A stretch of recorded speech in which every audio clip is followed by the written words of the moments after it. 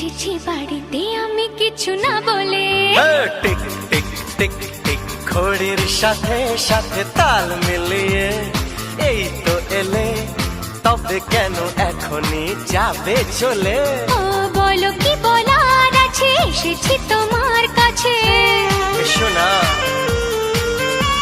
আরে বলো কি বলার আছে, এসেছি তোমার কাছে। বোঝো না কেন যে যায় সময় চলে, এসেছি বাড়িতে আমি কিছু না বলে।